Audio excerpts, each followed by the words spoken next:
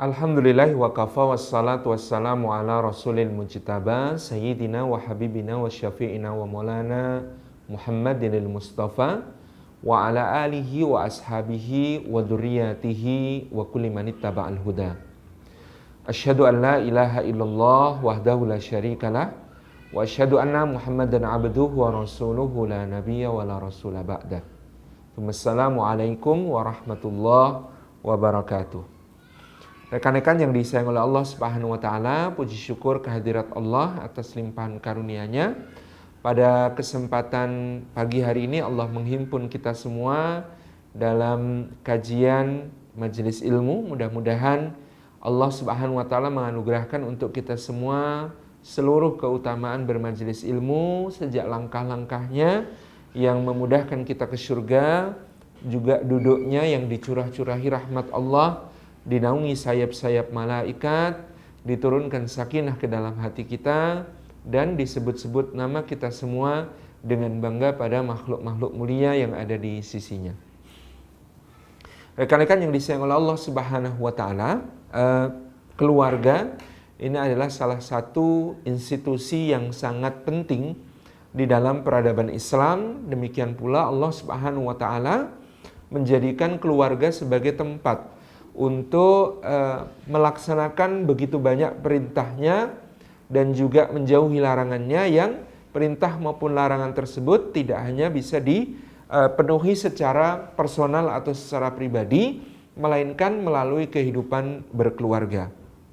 Rekan-rekan yang disayang oleh Allah Subhanahu wa taala, maka dengan demikian keluarga memiliki peran dan fungsi yang strategis di dalam agama kita, agama Islam, untuk menegakkan nilai-nilainya kepada individu-individu yang ada di dalam keluarga.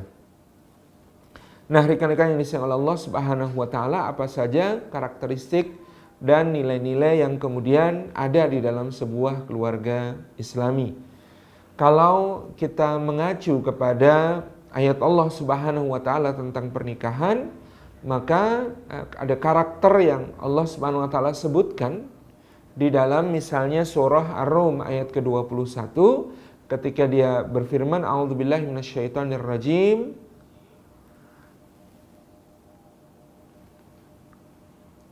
bahwa Allah Subhanahu wa taala menyatakan, wa min ayatihi an khalaqalakum min anfusikum azwaja litaskunu ilaiha wa ja'ala bainakum mawaddata wa rahmah inna fi dzalika laayatil liqaumin yatafakkarun. Shadaqallahul adzim. Karakteristik dari pernikahan yang membentuk rumah tangga yang diridhai oleh Allah Subhanahu wa taala itu termaktub dengan kalimat, sesungguhnya di dalam di antara tanda-tanda kebesaran Allah Subhanahu wa taala adalah bahwa Allah menciptakan untuk kalian pasangan dari diri-diri kalian sendiri, yang dengan pasangan itu kalian litaskunu ilaiha, kalian terhadap pasangan itu merasakan sakinah. Wa ja'ala bainakum mawaddata wa rahmah, dan Allah menjadikan di antara kalian ada mawaddah dan ada rahmah.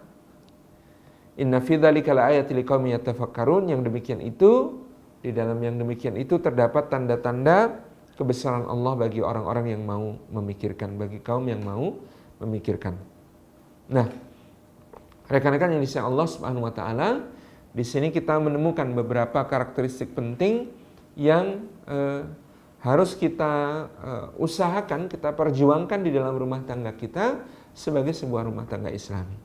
Yang pertama, bahwasanya Allah Subhanahu wa taala menciptakan pasangan untuk kita itu dengan lafaz min anfusikum. Kata min anfusikum maknanya dari nafas-nafas kalian. Kata nafas-nafas itu bisa dimaknai dari diri-diri kalian, yang menunjukkan bahwa seperti dalam hadis Nabi Shallallahu Alaihi Wasallam, hubungan kita dengan pasangan kita itu adalah belahan yang tidak terpisahkan. Atau dalam hadis yang lain di mana Nabi Shallallahu Alaihi Wasallam menyatakan, sesungguhnya Allah menciptakan Hawa untuk Adam alaihissalam sebagai pasangannya, itu diambilkan dari bagian dirinya Adam alaihissalam, yaitu dari tulang rusuknya sebelah kiri. Ini untuk menjadi perlambang bagi kita semuanya bahwa hakikatnya ada kesatuan di situ. Hakikatnya ada keserasian, hakikatnya ada keutuhan, di mana seorang suami harus merasa bahwa istrinya adalah bagian dari dirinya. Seorang istri harus merasa suaminya adalah bagian dari dirinya, karena mereka diciptakan dari asal yang sama. Dalam pada itu tanggung jawab di pundak suami menjadi lebih besar, karena Allah kemudian menjadikannya sebagai qawam, menjadikannya sebagai pemimpin bagi keluarganya.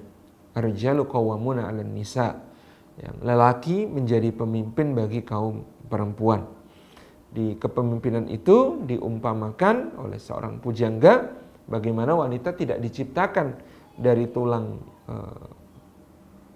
kepala, sebab memang bukan hanya untuk disanjung dan dipuja semata-mata, bukan juga dari tulang kaki yang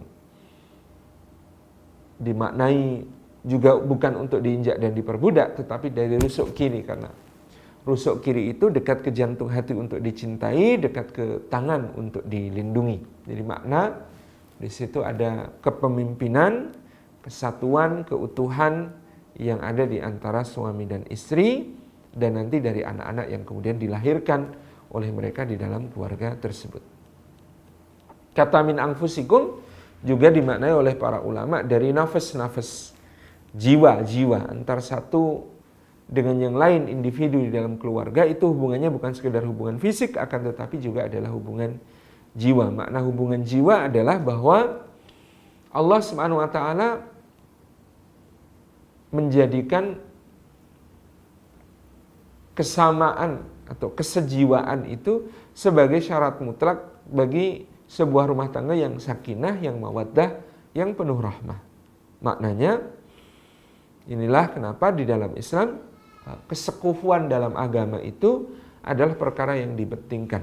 Orang bisa menikahi perempuan karena kecantikannya atau karena kekayaannya atau karena nasab keturunannya, tetapi Nabi SAW hanya menekankan satu pertimbangan paling penting, yaitu faktor atau fatfar bidzatiddin taribat yadak.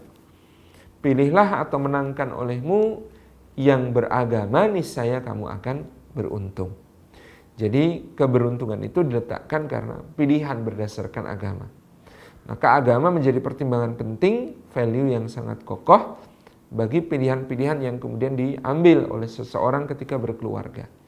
Ini menunjukkan kesekufuan dalam agama. Ini oleh fikih dan syariat sangat ditekankan. Adapun kesekufuan dalam hal-hal selain itu hanyalah untuk membangun kenyamanan dan tidak perlu memberi penyesuaian diri terlalu banyak di antara kedua pasangan. Adapun jika bisa ditenggang, bisa ditoleransi, maka kesekufuan dalam perkara lain menjadi hal yang bisa tidak diprioritaskan. Contoh, harus sama suku, atau harus selevel dalam pendidikan, atau harus sekufu dalam soal kekayaan, atau harus sekufu dalam soal paras rupa, sekufu dalam soal usia, dan lain sebagainya. Semua itu menjadi tidak mutlak karena yang dimutlakkan adalah sekufu soal agama. Yang berikutnya Allah Subhanahu wa taala mengatakan litaskunu ilaiha, untuk menjadikan rumah tangga tersebut sakinah. Kata sakinah ini adalah isyarat bagi litastaifu biha wali tamilu ilaiha, gitu ya. Wali ta'tafu ma'aha wali tamilu ilaiha wali tatmainu biha. Sakinah itu yang pertama, litastaifu biha, engkau bisa menjaga kesucian dirimu dengan kehadiran pasanganmu. Hadirnya istri bagi suami membuat suami tercegah dari perbuatan keji dan mungkar. Hadirnya suami bagi istri mencegah istrinya dari perkara-perkara yang dilarang oleh agama, yang dimurkai oleh Allah Subhanahu wa taala. Walita ta'tafu ma'aha, kemudian dia membangun sebuah ikatan atau sebuah atifah lahir batin di antara suami dan istri, di mana yang paling lahiriah godaan bisa di mana saja, tapi dia tahu bagaimana menghindarkan diri dari godaan itu dengan berlari kepada yang halal, dengan mendatangi istri yang diikat dengan janji suci di hadapan Allah Subhanahu wa taala dengan dirinya.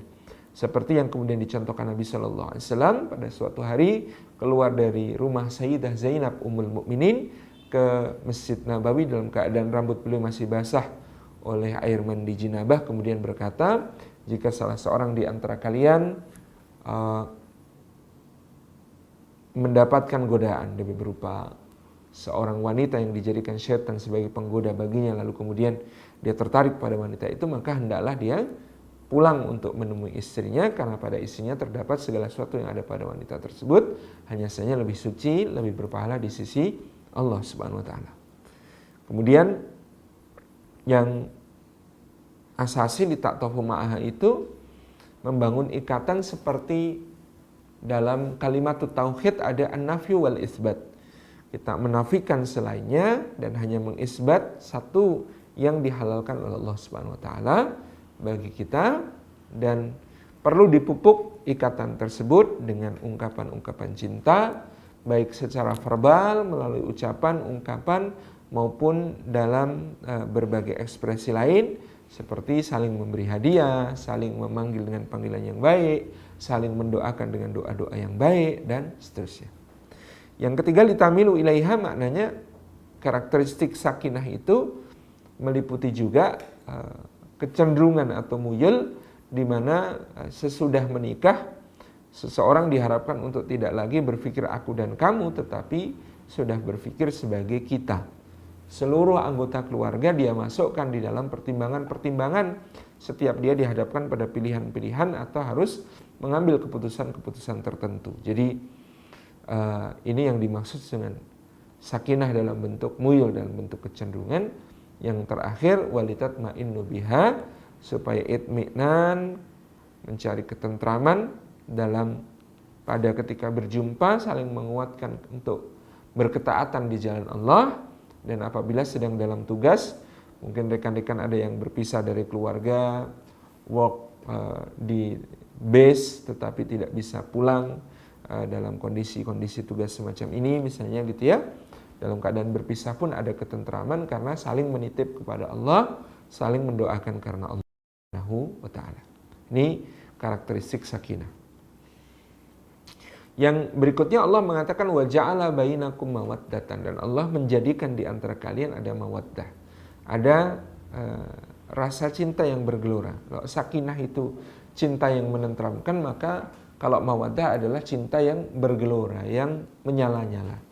Di mana ini yang membangun semangat masing-masing untuk kemudian berkiprah, untuk berkontribusi, untuk berprestasi di bidangnya masing-masing dan menjadikan keluarga sebagai motivasi yang menguatkan, gitu ya. Itu mawaddah, dan mawaddah ini memang perlu keterampilan, bagaimana caranya saling memahami di dalam berkomunikasi, bagaimana caranya saling menyemangati, bagaimana cara menghadapi persoalan-persoalan besar bersama, bagaimana menguatkan suami ketika sedang ada dalam masalah, bagaimana menguatkan istri ketika juga sedang ada dalam masalah dengan cara yang berbeda, pendekatan yang berbeda satu sama lain, karena berbeda memang kejiwaan antara seorang laki-laki dengan seorang perempuan. Walaisa dzakaru kal unsa, demikian juga fisiologinya, hormon-hormon yang bekerja padanya, gitu ya, metabolisme tubuhnya laki-laki dan perempuan tidak sama, yang juga sangat mempengaruhi bagaimana caranya berkomunikasi, bagaimana caranya mengutarakan maksud, bagaimana caranya berbicara, bagaimana caranya menghadapi masalah, menghadapi persoalan, gitu ya, yang masing-masing berbeda. Ini perlu dikaji ilmunya, difahami, dan kemudian dilatih sedikit demi sedikit supaya di dalam rumah tangga tercipta mawaddah dalam bentuk saling pengertian yang menguatkan, dalam bentuk saling memberikan semangat, saling menjadi buffer, menjadi penyangga bagi pasangannya, juga kepada anak-anak kita semuanya. Itu mawaddah, ada cinta yang bergelora di situ.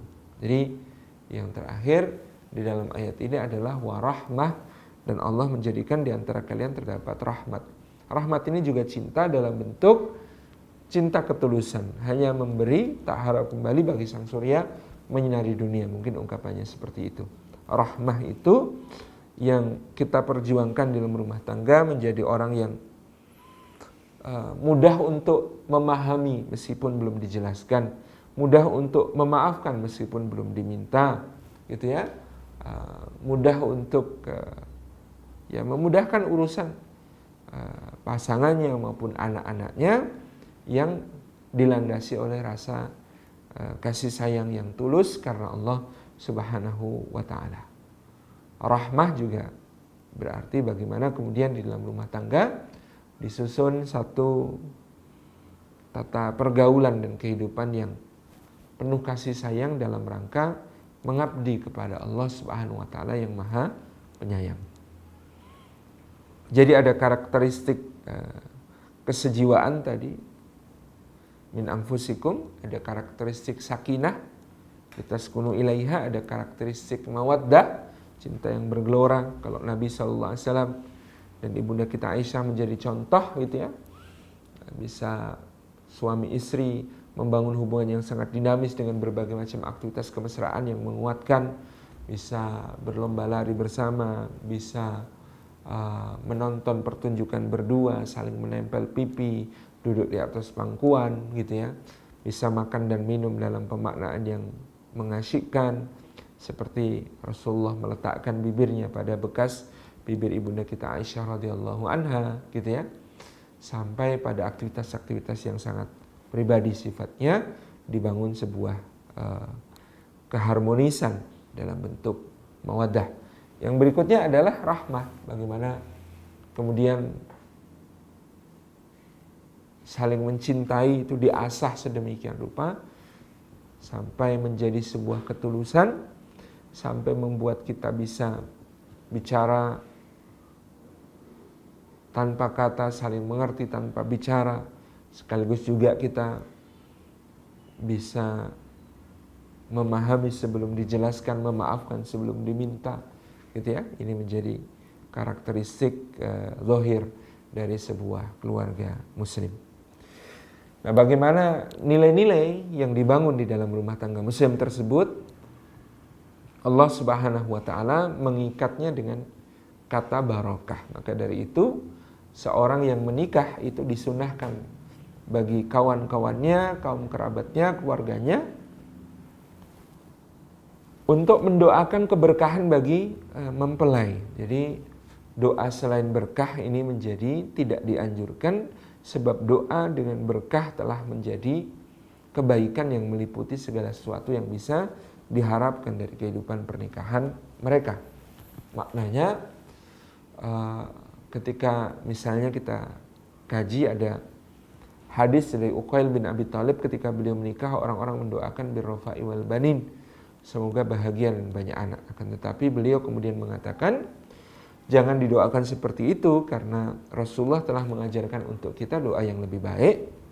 Doa yang lebih baik itu adalah barakallahu lak wa baraka alaik wa jama'a bainakuma fil khair. Tabarakallahu lakuma wa baraka alaikuma wa jama'a bainakuma fil khair. Ini adalah doa yang sempurna karena meliputi seluruh kebaikan. Kalau cuma birrafa'i wal banin, semoga bahagia dan banyak anak, bahagia itu belum menjadi ukuran kebaikan paripurna kita. Ada orang yang berbahagia tetapi justru berada di jalan yang salah. Ada orang yang berbahagia tapi justru kemudian dia jatuh ke dalam perkara-perkara yang dimurkai oleh Allah Subhanahu wa taala. Maka kebahagiaan itu harus diikat dengan berkah, karena berkah itulah yang kemudian bisa menjadikan kebahagiaan kita bernilai semakin mendekatkan kita kepada Allah. Dalam doa itu misalnya dikatakan barakallahu lak, semoga Allah memberkahi untukmu, yaitu doa kebaikan untukmu dalam perkara-perkara yang baik. Doa kebaikan dalam kelapangan, doa kebaikan untuk kemudahan, doa kelebihan, doa keberkahan untuk memberi nilai kepada karunia-karunia Allah, mendapat nikmat-nikmat dari Allah di dalam kehidupan. Wa baraka alaik, dan semoga Allah memberikan berkah atasmu. Untuk kita semuanya supaya berkah juga kalau kemudian kita ditimpa musibah, kehilangan, kekurangan, kesulitan, kesusahan, yang semua itu juga niscaya akan diujikan oleh Allah Subhanahu wa taala kepada diri kita semua. Ini ada berkah di dalamnya yang membuat orang juga semakin dekat dengan Allah Subhanahu wa taala dan menghasilkan kebaikan-kebaikan yang berlapis-lapis bagi dirinya di berbagai bidang kehidupan. Jadi barakallahu lak wa baraka alaik. Kemudian Allah dan Rasulnya sallallahu alaihi wasallam mengajarkan kepada kita wa ja'ala wa jama'a bainakum atau wa jama'a bainakuma fi khair. Semoga Allah menghimpun kalian berdua di dalam al-khair. Al-khair fit dunya yakni ta'ah wal akhir, di akhirat nanti berupa ridha dan surganya Allah. Jadi kalau di dunia yang dimaksud al-khair itu adalah at-ta'ah, ketaatan-ketaatan yang akan membawa kita kepada ridha dan surganya Allah Subhanahu wa taala.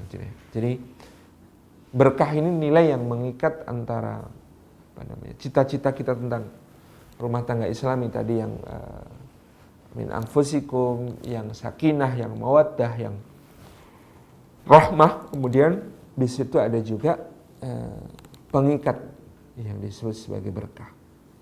Nah, apa yang diikat itu adalah nilai-nilai terbaik yang kemudian ada di dalam kehidupan.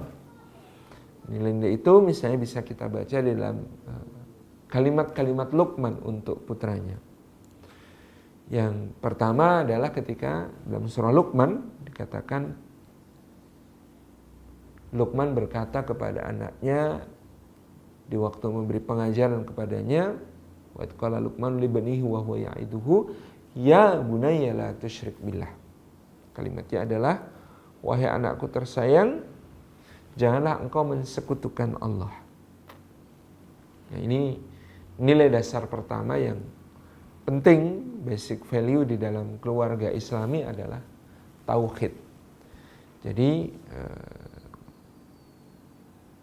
karakteristiknya tadi min anfusikum litaskunu ilaiha wa ja'ala bainakum mawaddatan wa rahmatan, gitu ya. Itu diikat dengan berkah bersama yang pertama nilai tauhid. Ya bunayya la tusyrik billah. Wahai anakku, janganlah engkau mempersekutukan Allah. Ini perkara yang sangat penting untuk dijaga di dalam keluarga kita. Enggak hadis Nabi SAW, kullu mauludin yuladu al fitrah fa abawahu yuhawidanihi au yunassiranihi au yumajjisanihi, di mana Allah Subhanahu wa taala menyampaikan, Rasulullah SAW menyampaikan bahwasanya semua bayi yang lahir di atas fitrah, maka kedua orang tuanya yang akan bertanggung jawab terhadap kemajusiannya, keyahudiannya ataupun kenasraniannya, gitu ya. Itu menjadi tanggung jawab orang tua yang luar biasa. Jadi nilai tauhid ini nilai dasar terpenting di dalam keluarga yang kemudian dia adalah keluarga Islami. Dengan tauhid itu ditanamkan bahkan sejak kecil, di mana ada seorang sahabat berkata, ra'aitu Rasulullah sallallahu alaihi wasallam adzana fi udhuni al-Hasan wal Husain.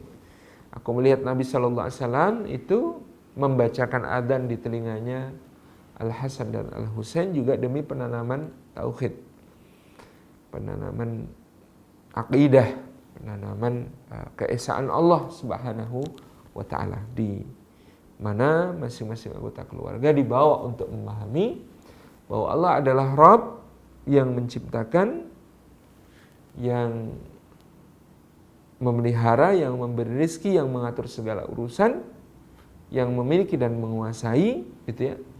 Maka konsekuensinya dia pula yang paling berhak untuk disembah,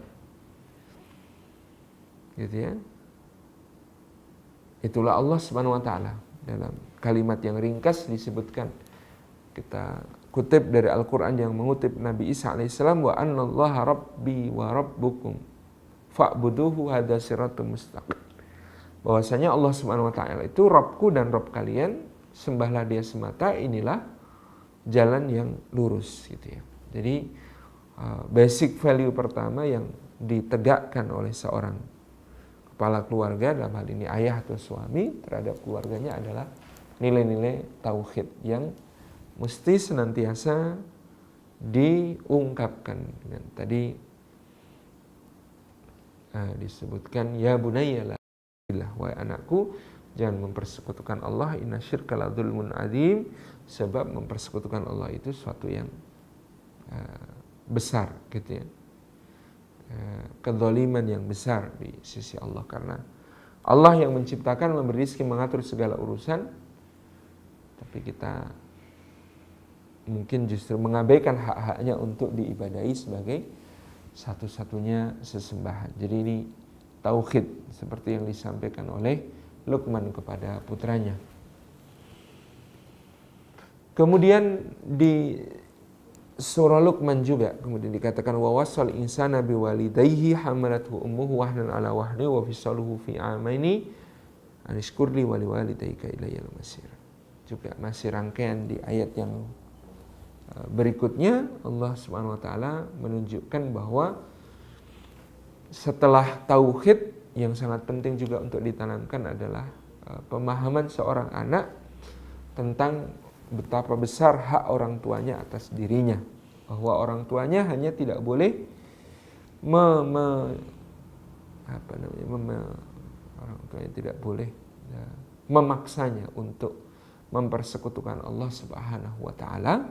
Hanya itu larangannya untuk ditaati, sebab keimanan itu kalau ada pada anak sementara orang tuanya belum, maka anak itu diseru oleh Allah, wa in jahadaka ala an tusyrika bima laysa laka bihi ilmun fala tuti'huma wa sahibhuma fid dunya ma'rufa. Jadi jangan taati mereka kalau mengajakmu kepada kemusyrikan, kepada perkara-perkara yang dibenci oleh Allah Subhanahu wa taala ataupun kemaksiatan-kemaksiatan. Gitu ya. Tetapi wasahibuma fid dunya ma'rufa, tetapi dalam bergaul sehari-hari masih wajib untuk memperlakukan mereka dengan cara yang terindah, cara yang terbaik yang disebut sebagai ma'ruf di dalam hadis ini. Kemudian basic value berikutnya yang kemudian disebutkan oleh surah Luqman adalah muraqabah atau pangkal dari ketakwaan yang bermula dari rasa diawasi oleh Allah Subhanahu wa taala. Ini harus ditanamkan ke dalam masing-masing individu di tiap keluarga, bahwasanya mereka mengemban tanggung jawab dari Allah untuk beribadah di buminya, dan termasuk tanggung jawab besar mereka itu gitu ya, harus dijaga dengan yang disebut sebagai muraqabah atau merasa diawasi, dilihat, didengar oleh Allah Subhanahu wa taala di setiap aktivitasnya gitu. Itu yang ditanamkan oleh Luqman misalnya kepada putranya, di mana beliau mengatakan ya bunayya innaha in takum misqala habatin min khardalin fatakun fi sahratin aw fis samawati aw fil ardi ya'ti bihallah innallaha latiful khabir. Wahai anakku, sekiranya ada seberat biji darah yang tersembunyi dalam batu atau di langit atau di petala bumi, maka sekecil apapun dia, Allah Subhanahu wa taala pasti akan mendatangkan balasannya. Allah Subhanahu wa taala akan memberikan balasannya dan memandang kepadanya. Ini menunjukkan pengajaran yang luar biasa, di mana kita lalu belajar kenapa misalnya anak-anak baru diperintahkan sholat itu usia 7 tahun, muru auladakum bisolati wahum abna'u sab'i sinin, perintahkan anak-anak kalian untuk sholat, sedangkan mereka berusia 7 tahun. Apa yang kita lakukan sebelum 7 tahun adalah tadi tauhid, kemudian birrul walidain, kemudian muraqabatullah. Ini yang lebih dahulu harus ditanamkan kepada anak-anak, sehingga mereka tidak perlu tergesa-gesa dipaksa untuk ikut beribadah bersama orang-orang dewasa, akan tetapi dikenalkan sedikit demi sedikit dengan penuh perhatian dan kasih sayang untuk dicegah dari perkara-perkara negatif yang bisa lahir dari keyakinan dalam hati, persepsi dalam akal pikiran, dan lain sebagainya. Jadi nilainya adalah muraqabah. Juga agar orang tua tidak mendudukkan dirinya sebagai pembalas amal yang paling baik dari sisi Allah. Jadi bagaimana kemudian kalau menjanjikan hadiah sesuatu kepada anak ini bisa berakibat kurang baik atas prestasinya sekalipun. Tapi kalau di situ kita mampu menjelaskan, nak, ini bukan dari ayah, bukan dari ibu, tetapi dari Allah melalui kami, gitu ya. Ini semuanya bisa menjadi pengingat tentang muraqabah. Jangan sampai kita melampaui Allah Subhanahu wa taala dalam memberikan balasan amal dari anak-anak kita, gitu ya. Dengan misalnya hanya mengatakan kalau berhasil hafal juz 30 nanti kita liburan ke Bali ya, gitu ya. Hadiah semacam itu tidak ada masalah, tetapi yang lebih penting adalah bagaimana membiasakan anak-anak kita, memberi tahu mereka, nak, meskipun ayah tidak tahu sehingga tidak marah kepadamu, ibu tidak tahu sehingga tidak menjewermu, ustazah di sekolah tidak tahu sehingga tidak bisa mengingatkanmu. Kemudian kalau Allah mengetahuinya, maka sesungguhnya tidak ada persoalan. Yang penting diketahui Allah, maka Allah akan memberikan balasan yang sebaik-baiknya kepada kita, dan balasan Allah itu jauh lebih indah daripada penghargaan dari ayah, dari senyuman apresiasi dari ibu, atau kekaguman dari guru-guru ataupun teman-teman. Itu kita harus tanamkan kepada anak-anak kita bahwa penghargaan dan penglihatan Allah jauh lebih utama daripada yang ada dari manusia ataupun dari makhluk yang lain. Demikian pula dalam soal yang buruk, kalau tidak ada ayah yang melihat lalu bisa menjewermu, atau ibu tidak bisa kemudian menegurmu, memarahimu, teman-teman tidak bisa mengolok-olokmu, maka meskipun begitu, kalau kamu yakin Allah Maha melihat, Allah Maha mendengar, maka kamu bisa menjaga diri karena kamu yakin Allah azabnya sangat pedih. Jadi value berikutnya adalah muraqabatullah, atau perasaan merasa diawasi oleh Allah SWT. Barulah yang berikutnya adalah ibadah, dengan kita simpulkan dari kata-kata Sayyidina Luqman tadi, ya bunayya aqimis salata wa'mur bil ma'rufi wanha 'anil munkar wasbir 'ala ma asabak inna dzalika min azmil umur.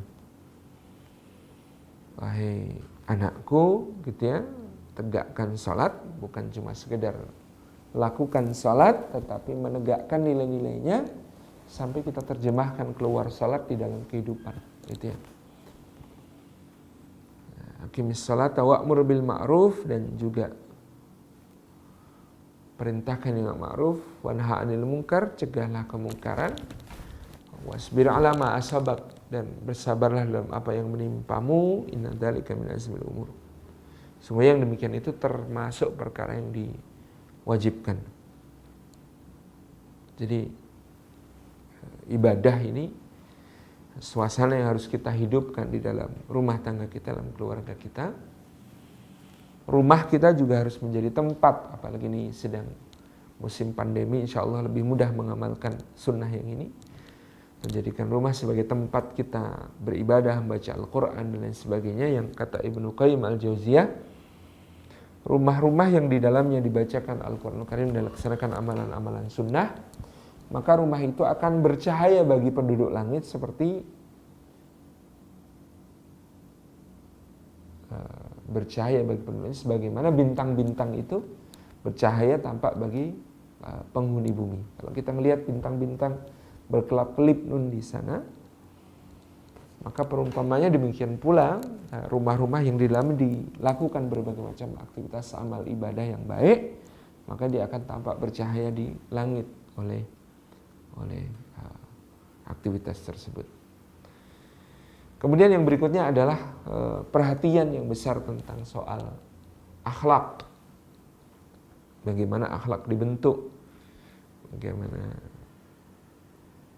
akhlak ini dibiasakan. Ibu dan bapaknya akhlak yang paling utama adalah as-sidqu wat tawadhu. Nah, kejujuran dan kerendahan hati yang jika terpelihara pada diri seseorang, maka niscaya akan lahir akhlak-akhlak yang lain. Kalau ini menjadi ibu dan bapak dari akhlak asasi yang ada pada diri kita. Dalam hal berikutnya yang terakhir adalah wa ja'ala bainakum, yang terakhir adalah bagaimana akhlak gitu ya. Kalau akhlak kemudian disusul dengan adab gitu ya. Kalau akhlak wala tusya'ir khaddaka linnasi wala tamshi fil ardi maraha innallaha la yuhibbu kulla mukhtalin fakhur. Kalau adab adalah waqsid fi masyika wa tut min sautik inna ankaral aswati la sautul hamir.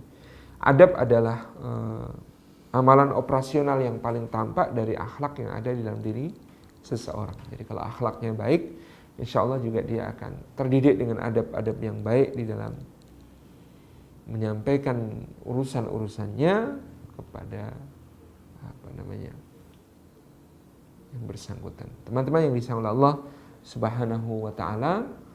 Jadi inilah value atau basic values, nilai-nilai mendasar yang harus ada dalam sebuah rumah tangga Islami.